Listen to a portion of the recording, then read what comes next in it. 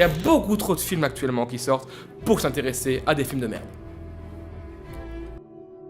Oui, mais vous avez le droit d'aimer n'importe quel film, pour n'importe quelle raison. Un film que vous adorez, quelqu'un vous dira que c'est de la merde. C'est le problème des goûts et des couleurs. C'est qu'on peut trouver des défauts et des qualités à n'importe quoi.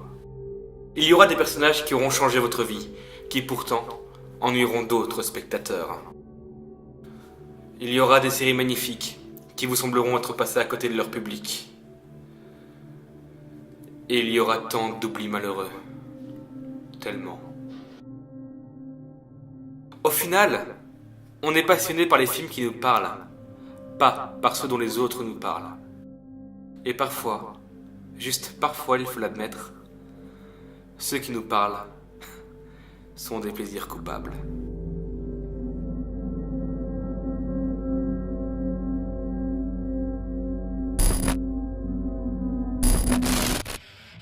Et du coup, vu que bientôt c'est Halloween, j'ai voulu vous parler d'un film qui m'a particulièrement marqué, Dracula Rising. Alors, préparez votre verre de vin, mettez votre plus belle grenouillère. Oh putain, je suis méga chaud. Et c'est parti pour Dracula Rising. Et là, tu balances le générique.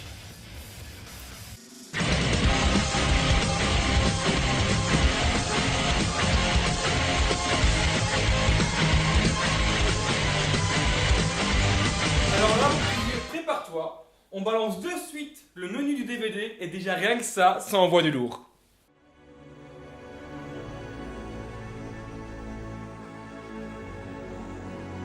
Oh oh putain de merde. Oh toi, tu commences déjà à me surprendre. Maintenant, voyons un peu ensemble l'ouverture du film.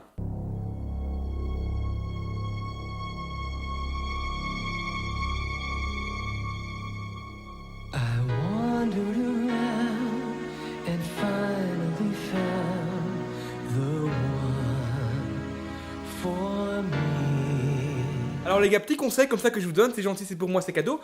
Quand vous voulez faire un film d'horreur, essayez au moins de faire gaffe à l'ambiance.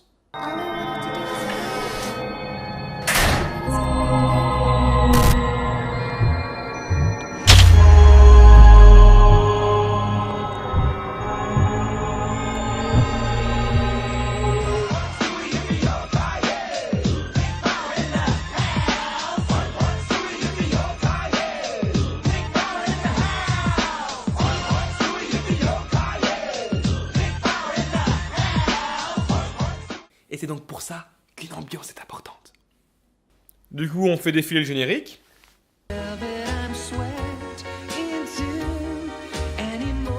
Ok, pause. Roger Corman, il est connu pour un film déjà en particulier qui est La Petite Boutique des Horreurs. Roger Corman, ou Corman, ça dépend comment on prononce ça, il avait une devise. Des films à petit budget, mais avec une totale liberté pour l'auteur. Là, dans Dracula Rising, le petit budget, ouais, c'est nickel, on le sent bien. Par contre, la liberté d'auteur, pas tant que ça, hein. Faut savoir qu'il a fait lancer beaucoup de réals. Du coup, qui c'est qu'il a lancé comme grand réal? Un grand réal de notre époque, qui a pu faire créer des choses par la suite. Allez, qui ça? Je connais pas ce gars-là, hein. Je me suis renseigné par la suite. Il a créé après des films comme Dead Space. Il a réalisé des films, voilà, ou ça. Ou encore une affiche que je ne comprends pas. Et crois-moi mon gars, mais vu comment tous ces films sont notés sur IMDb, limite Dracula Rising, c'est un film à Oscar. Non, mais l'histoire au final c'est quoi de Dracula Rising? Alors c'est une meuf. Elle va à une soirée, elle fait ha, tout va bien, je bois des verres avec mes copines. Les femmes. Salut Timothée. Salut, je crois que je suis tombé profondément amoureux de vous deux les filles. Il y a un mec qui arrive, mais qui arrive depuis un très long plan séquence. Genre le plan séquence qui dure beaucoup trop longtemps, qui est beaucoup trop long, qui va beaucoup trop loin. Stop, le plan séquence, arrête-toi maintenant, tu vas beaucoup trop loin. Stop, ce plan séquence est maladroit. Stop, arrête-toi, non, c'est dégueulasse. Ok, bon, ok, stop, merci. Voilà. Alors ce plan séquence est raté, hein. C'est un plan séquence qui est moche, qui va trop loin. Il y a un moment, on sent bien que le caméraman sait pas trop s'il doit aller vers la comédienne ou vers Vlad, hein. Il est un peu perdu, comme tout le monde d'ailleurs. Et donc ce plan séquence qui est beaucoup trop long est un des premiers plans du film. Ça va être trop bien, putain. La jeune étudiante en histoire et Vlad, ben, ils sont un peu accrochés. Et le lendemain, paf, le bureau prend feu. Et la meuf, du coup, paf, elle part en Roumanie. Alors moi, quand il y a un truc qui sort un peu de nulle part, je dis paf. Il risque d'avoir beaucoup de paf. Paf, elle part en Roumanie. Vous pourriez m'emmener là? Non, non, non. Et là, paf, elle tombe sur un mec bizarre qui s'appelle Alec, qui est joué par Doug Weir. Doug Weir, qui c'est son seul film. Très très belle carrière à toi. Bien joué. Doug Weir lui fait des messages un peu bizarres. Wow, wow, wow, je suis un méchant. Moi, j'adore voler, je trouve ça exaltant, c'est mon mode de voyage favori. Mais je suis comme vous, je déteste l'avion.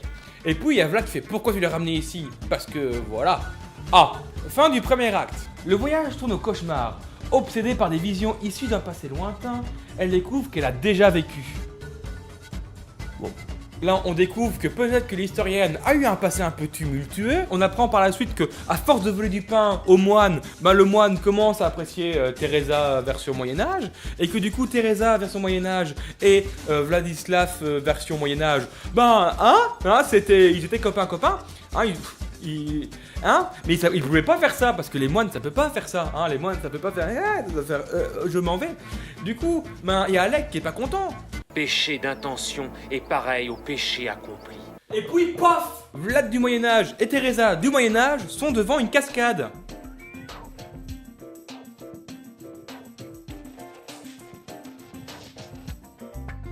Et donc là, je rappelle toujours qu'on est dans un film de vampire. Et du coup, vu qu'Alec, il est pas super content que son pote le moine fricote avec une meuf. Si vous confondez l'amour parfait, divin et ce jeu satanique, vous brûlerez tout comme elle dans les flammes de l'enfer éternel. Eh ben, il va opter pour une solution. La cramer, putain!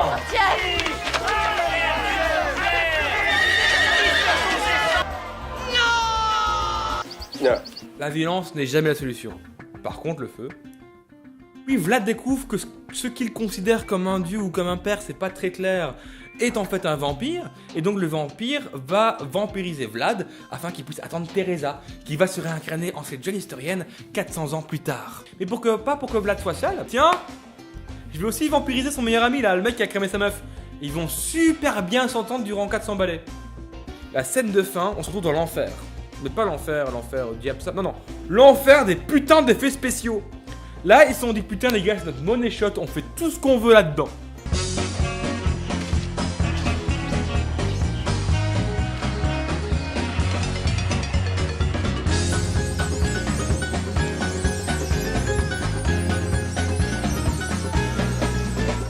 Puis il y a Vlad qui fait Teresa, merci, je t'aime beaucoup, je suis amoureux de toi. Et puis le soleil se lève dans les enfers. C'est-à-dire, est-ce que les enfers ont aussi un cycle jour-nuit? Est-ce qu'eux aussi ils doivent changer d'heure en été, en hiver? Est-ce qu'eux aussi ils ont des emmerdes comme nous en ce moment en Belgique où on dit il faut garder quoi, l'heure d'été ou l'heure d'hiver? On sait pas. Le soleil crame Vlad. Et c'est la fin du film. Donc voilà. Ce film se termine littéralement sur Vlad qui devient un squelette en fait. Et bien dégueulasse, pas un squelette genre propre, non, un squelette bien dégueulasse. Du coup, qu'est-ce qui fait que j'aime ce film? Ce film est flou, confus. Il a été fait pour des mauvaises raisons. Ce n'est pas le travail d'un passionné, c'est le travail d'un mec qui a voulu surfer sur la vibes de Dracula. C'est plat, c'est terne, c'est mal éclairé. Michel n'éclaire jamais le bon truc, c'est impressionnant. Je l'appelle Michel comme ça, mais c'est peut-être pas Michel. Mais il y a quelque chose dans le film qui marche, et je crois que il n'y a jamais d'effet à outrance, c'est que des situations théâtrales. Ça me rappelle dans la mise en scène un peu les rois maudits, là, mais les vieux rois maudits qu'on a en DVD chez nous, que nos parents ont eu en DVD. Ce qui fait que j'aime ce film, je pense, honnêtement, c'est que c'est fait tellement à l'arrache, tellement rapidement, et l'acteur qui joue Alec surjoue tellement tout, ça me rappelle un peu mes films quand j'étais adolescent avec mes amis en fait. Et ça, c'est horrible. J'aime ce film parce qu'il me rappelle mes films adolescents. Je trouve ça horrible comme raison d'aimer un film, mais ce film qui est maladroit, qui est confus, qui est moche, et qui existe, tout comme mes films adolescents en fait. Et je pense que ça me fait marrer de voir que des gens se donnent à fond pour un projet qui ressemble à ça, et je kiffe ça, j'adore ça. N'ayez pas honte des films que vous aimez, peu importe les raisons qui font que vous aimez un film, ces raisons sont tout à fait valables. Dracula Rising est un film que j'aime pour des mauvaises raisons, mais ça reste valable.